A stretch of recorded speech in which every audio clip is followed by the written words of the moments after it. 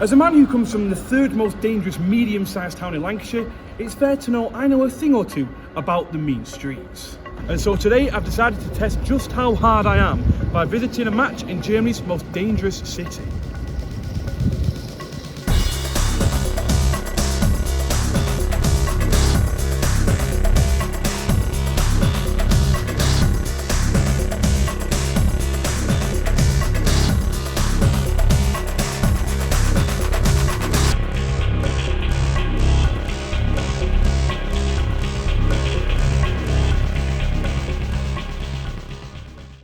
Now, I know what you're thinking, how in the world is a place that looks like this Germany's most dangerous city?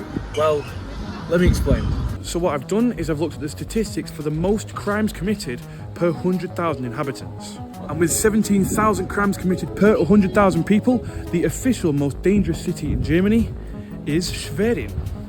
So the statistic of 17,000 crimes committed per 100,000 people is absolutely true, but it does need to be taken with a pinch of salt. So for starters, Schwerin is the only city in Germany which counts getting on public transport without a ticket or without permission a crime. And also, because Schwerin is the state capital of Mecklenburg-Vorpommern, it also means stuff like white collar crime like tax dodging and benefits fraud gets counted to here, which of course bumps them crime statistics up quite a bit. But despite obviously the numbers are obviously inflated, you know, it's still pretty high. You know, 17,000 crimes are not committed by tax fraud and public transport dodging, but I could see how this would be misled to be the most crime-ridden city in Germany, because it's pretty lovely, isn't it? Anyway, we've just gotten here, so we're going to have a wander around to see if it's as dangerous as the stats say. We're going to see what's going on, maybe grab a couple of beers and yeah, catch some football later.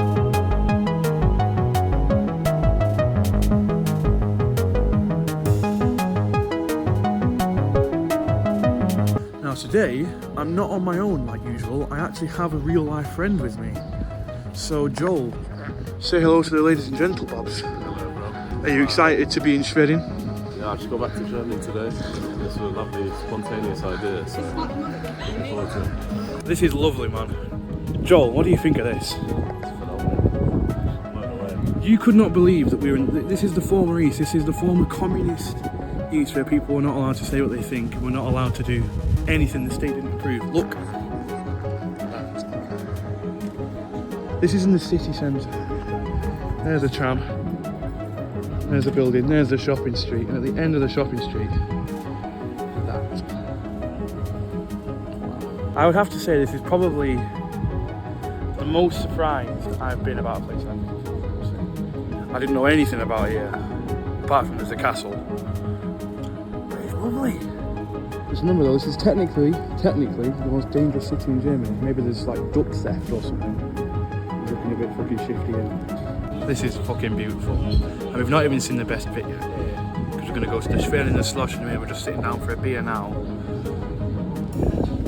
Stunning. Fucking stunning. Fair play Schwerin.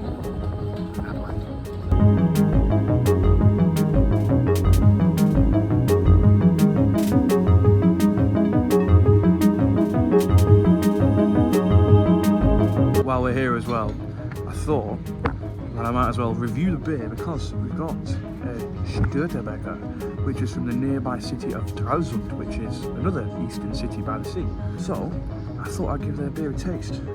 Joel's having a light beer and he's going to try it on camera in a minute, no matter how uncomfortable it makes him feel. Anyway, Prost.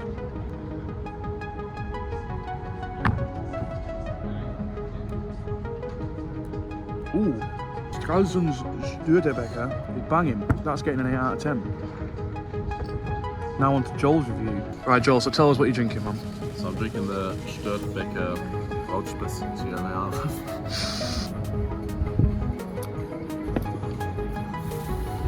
It's really crisp, but I think I prefer a Pilsner for sure because it's just not as... It's really bitter actually. You're underestimating the high quality of my channel. This man went to Oxford, can you tell? Oh my god. Right, so Jesus what I didn't Christ. like about the beer is it came with like a massive head. And normally I quite like head, but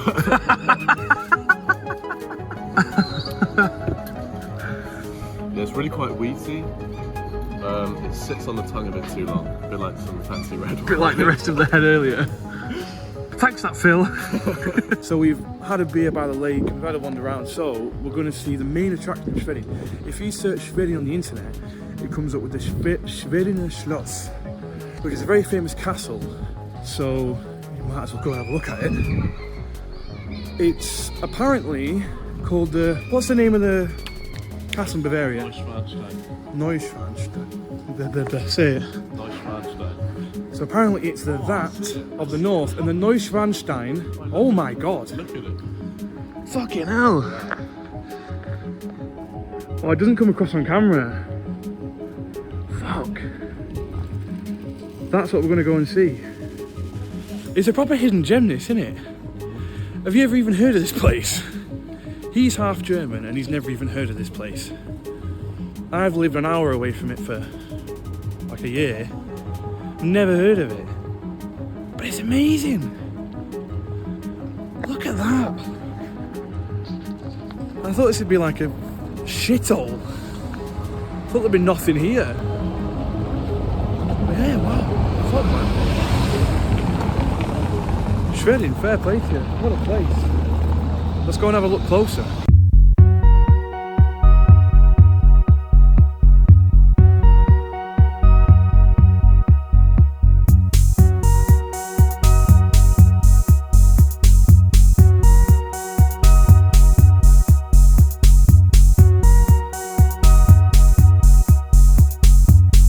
This is ridiculous. Got like a lake shore there. I hope you can see that behind me. This is ridiculous. How have I never heard about this? This is absolutely absurd. I cannot stress how nice this is. This is like something you see in Venice. Fucking hell. This is mental. This building is incredible. You have to come and see this if you like things. I don't know. I'm not a travel guide. This isn't in the middle of nowhere. This isn't in like some one-horse town. This is in a city with a train station. It's 10 minutes away from the station. With a little beach, like. Do you know, Joel? Do you know how I know that I'm definitely English? Imagine how fucking good this would be if it was a pub. Someone getting out there. What are you doing here? Can't turn the camera around, but they're getting there, can't it? That's some intimate yoga. Ingrained into them, shit. Intimate yoga. I think we might have ruined their special moment. So while we're here, I thought I would tell you a little bit about this incredible castle. Look at that. I cannot stress to you how surprised I am at how beautiful this city is. This is really, really nice. So the castle was built, this particular castle was built in 1857. However, there was like, what? There's a child there. So this castle was built in 1857. However, for about 1,000 years, there's been something there, and somewhere within the insides of the castle, there's like the foundations of an old castle laid by some Slavic tribe from like 1,000 years ago. So there's been something, obviously it's an island, as you can tell, the lake behind me and then the lake on the other side of that bridge. So it was an island, obviously there's a bridge across it now, but back in the day this was like a proper castle with like natural protection and stuff, and it is unbelievable. This is stunning. Honestly though, when I came here, I mean, of course I did research, I knew there was like a castle and stuff, but I didn't realise how nice it would look. I didn't realise how peaceful it would be and how friendly everyone was. And the thing is with Germany is that, for those of you who aren't from Germany, the east of Germany is seen as like this like area where you shouldn't go, and area where people like have different opinions, shall we say, and the east of Germany is economically poorer than the rest of Germany thanks to history and communism, and there's a different mentality here. And I know that the east isn't as bad as people make it out to be, and it does get too much of a bad rep off Germans, I think. But what I will say is Schwerin, I kind of tarred Schwerin with that brush, because the state it's in, Mecklenburg-Vorpommern, is quite a poor state, and it's one of the poorer, one of the more far-right states of East Germany. And I thought it'd be the same here. When you also couple it with the fact that it's technically got the most crime per 100,000 people, I tarred it with that brush unfairly, because this is honestly one of the most beautiful cities I've ever been to. It is incredible. I mean, yeah, you've got this wonderful Schloss behind, and you've got lovely lakes and stuff, and the average German city is quite nice. Most of them are quite nice, but I'm totally blown away. This is so good, so nice, so friendly, cheap as well. Incredible scenery that just comes out of nowhere.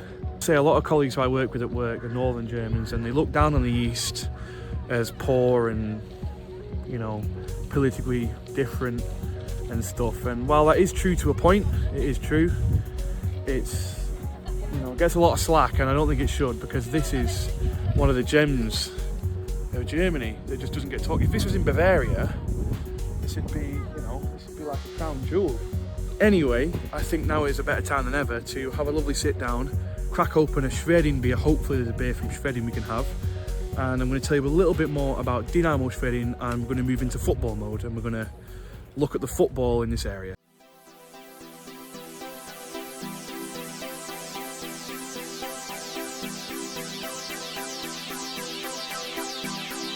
Okay, so I said that we would try and find a beer from Schwerin.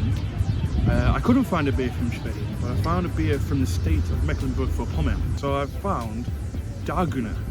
I've never heard of this, I've never seen it. So I just want to give it a try.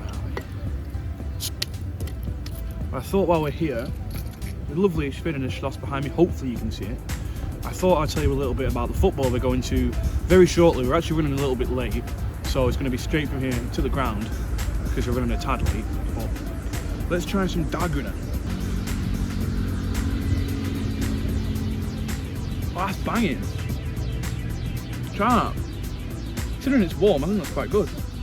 So Dynamo Schwerin, at least the current iteration, was formed in 2003. However, they can trace their roots back to 1953 in an unbelievably confusing way. So their predecessor club with the exact same name was part of the Dynamo Sports Group, which, if you know football, you've got Dynamo Dresden, you've got Dynamo Berlin. It was part of the Dynamo Sports Group, which was essentially in communist times the police, like, sport contingent. But unlike teams like Dynamo Dresden, Dynamo Berlin that was pretty successful in the East, Dynamo Schwerin not so much. They were mainly just a second division team that would occasionally go up to the first tier but just drop back down again. But after a relatively uneventful time as part of the former East and in the former Eastern leagues, in the late 90s, just before reunification happened, they were actually quite successful. So they were renamed to PSV Schwerin, and they reached the East German Cup final in 1990, but because the team they played had already made Europe, they got a chance in Europe, but they were knocked out immediately. And then after German reunification in 1991, it gets really confusing with the history of Dynamo Schwerin. So I'm going to put like a graph on the screen, which is off like Wikipedia, which basically shows the lineage of all the current and former Schwerin clubs. So Dynamo, who were renamed to PSV before the fall of the wall, were renamed to FSV Schwerin. And then in the late 90s, FSV Schwerin merged with Eintracht Schwerin, and then in 2013 Eintracht Schwerin became Mecklenburg Schwerin. Meanwhile, in 1996 a club called SC Schwerin were formed, and then in 2003 they named themselves Dynamo Schwerin. So this newly created Dynamo Schwerin in 2003 kept the same badge and the colours, but if you look on this graph you can see that the new Dynamo Schwerin that was created in 2003 doesn't share any blood with the old Dynamo Schwerin because their lineage became Mecklenburg Schwerin. So technically Mecklenburg Schwerin are Dynamo Schwerin, and Dynamo Schwerin are Dynamo Schwerin, but they're also not Dynamo Schwerin because of the lineage. The whole lineage kind of reminds me of like, if that episode of The Simpsons when Homer clones himself and no one remembers what the real Homer is, and the real Homer accidentally dies and the clone Homer is thought to be the real Homer. But anyway, aside from the really confusing history, they played the current Dynamo Schwerin play in the 5th tier and have played there since 2022. But to be totally honest with you all, I am a tad nervous tonight because I haven't really told Joel this, but Dynamo Schwerin are known for having a little bit of a right-wing hooligan problem, shall we say, and the team we're watching in the away end with, HB Tennis Borussia Berlin, have a very left-wing following, and I don't really know how it's going to go. For example, in 2007, the club did this whole donation campaign to try and stamp out right-wing hooliganism and, you know, put towards anti-hooliganism efforts. And instead of spending the money on that, they decided to spend the money that they got on a new clubhouse, or part of a new clubhouse. And a former representative of Dynamo Schwerin fans was actually a member of the Rostock-Lichterhagen riots, which, if you don't know, was a riot that happened in Rostock, about an hour north of here, in the early 1990s, which was basically where a load of right-wing ultra-nationalists set fire to a block of flats housing a load of immigrants. And their former chairman is now a massive part in the local AfD movement, which, if you don't know, is a very far right-wing party in Germany. And to add to all of that, the team we're watching is from Berlin, which is the total opposite, and they were actually, fun fact, the first ever German team I ever watched. We're going to be in the away end with them if there's an away end. If not, I'll be supporting them because I like them. But they're very, very left-wing. So I'm hoping there's not going to be any trouble. But as we say in the north of England, it'll be read. Ein Video über Dynamo Schwerin Fußballclub. YouTuber. Tries a Dillbuckle footy. 8,000, not very many. And I'm making a video about Schwerin. I'm not a TikToker. I'm at 8,000, it's less than 80,000, so I'm even less of a TikToker. Thank you. Have a good night, you two. Fucking hell. I'm gonna say, I've just been absolutely lambasted there. 8,000, you're not a fucking real TikToker, fuck you. Anyway, we're gonna hopefully not get shanked, not get stabbed, and we're gonna jump on the tram and get to the football. So Joel, should we head off, mate? Let's go, sir. Let's go.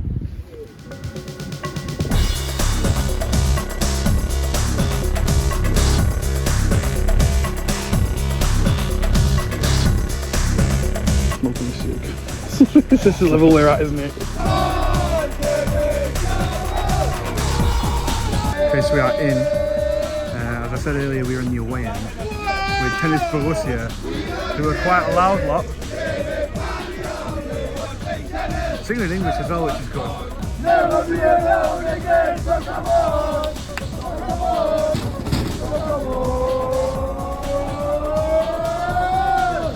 Could be 1-1. I didn't manage to film both goals because we were sorting ourselves out. But yes, 1-1, 24th minute. Been a decent game to be fair. The ground is alright, I guess. This isn't actually their ground, this is a Mecklenburg Schwerin ground. Dynamo Schwerin have their own ground, but they're not using it at the moment. It's okay. For starters, it's got a grass pitch, which at this level is pretty rare. And there's a good 50, 55, 60 TV fans, which is pretty good considering how it's a 2-hour drive on a Friday night for a mid-table class, which means nothing. Fair play to them. And they're having a fucking great time as well.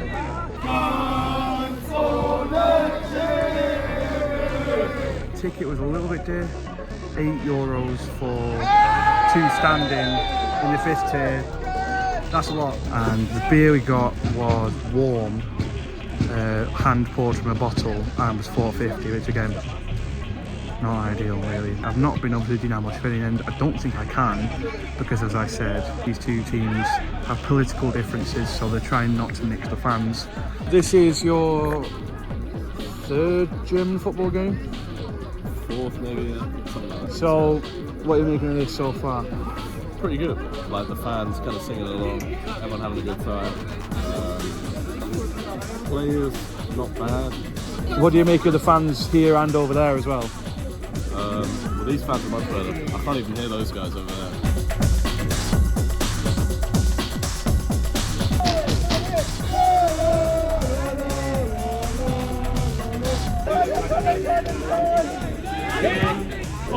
Oh my god!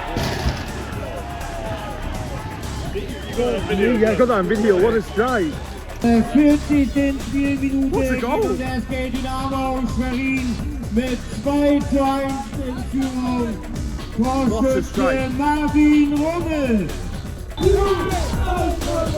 Come on, you white boys! Come on, you white boys!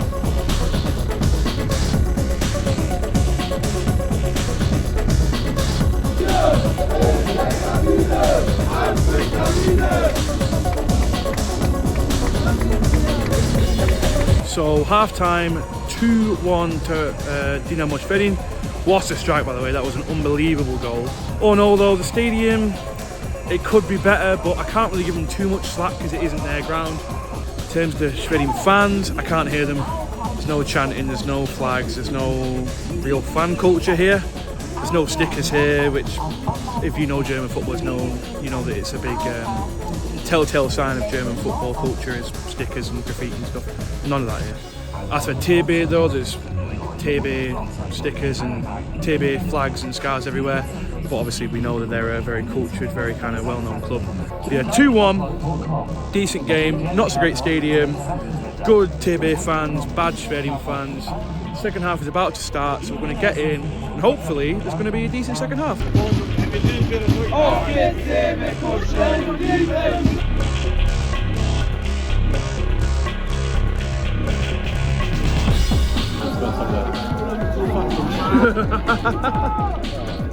Und macht einen Flickflack als